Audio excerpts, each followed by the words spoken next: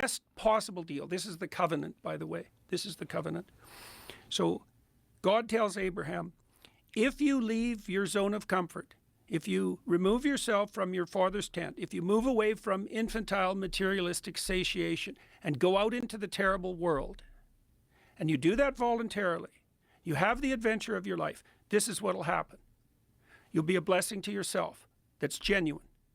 So instead of being racked with self-doubt and being self-conscious and taking yourself apart with guilt and shame, you'll ride the wave of adventure and you'll feel that your life is a blessing. Not only will you feel that, it will be a blessing. That's the first thing that will happen. The second thing will happen is that other people will notice and your name will become renowned, and that will be valid. You'll be a blessing to other people in that regard. Your name will be upheld.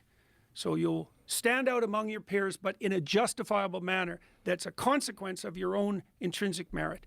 The third thing that'll happen is that you'll have the opportunity to establish something permanent. For Abraham, it's a dynasty, right? He's offered the possibility of being the father of nations. And the fourth thing that happens is you'll do it in a way that's of cardinal benefit to everyone. And so what happens in that story, this is so cool, it's so remarkable. It's the answer to the selfish gene, by the way, as well. So what this story does is it takes the call to adventure, which is the instinct that makes children move out into the world. It's the spirit that you encourage if you're a good father. It lines that up and it says, if you follow that and let it pull you out of your zone of comfort, your life will be a blessing to you. Your reputation will grow. You'll establish something permanent, and you'll do that in a way that's good for everyone. Right? So that's a hell of a good deal. And that's the story of Abraham. Okay, so why is that relevant to the psychedelic debate? Because if you're going to move into the zone of the transcendent, you have to take on the requisite responsibility, or the process of transcendence turns into something like a descent into unstructured chaos. And that's not an improvement. It's just a movement from tyranny into the desert. That's a good way of thinking about it symbolically. So what happens in the Exodus story, because it also details out how this should be structured, is that Moses has a vision of individual responsibility and social organization that's maximally responsibility based. So Moses tells the Pharaoh to let his people go, but that's not the phrase. The phrase is, God tells Moses to say this. He's, let my people go so they may worship me in the desert. And so you move out of the tyranny. That's what happens, let's say, in the throes of a psychedelic experience, is that the preconceptions are shattered. Now you're somewhere unstructured.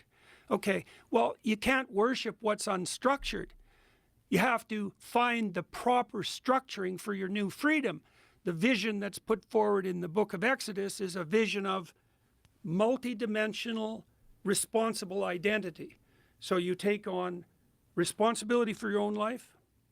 You take on responsibility for the life of your wife or your husband. You take on responsibility for your family. You're a model for your community. You serve your state. You do what you can for your nation, and that's all united under your highest upward orientation. And that's ordered freedom. That's ordered freedom. It's not the same as the hedonistic freedom that the people like Nixon and the sort of right-wing conservatives of the 1960s were terrified by, that kind of hedonistic anarchy. It's not freedom. It erupted out of nowhere. I mean, we're right now in 2024. I want you to imagine 2014. It's the same. It's the same. There's nothing different other than the threat of AI and war, and socially, the world's the same.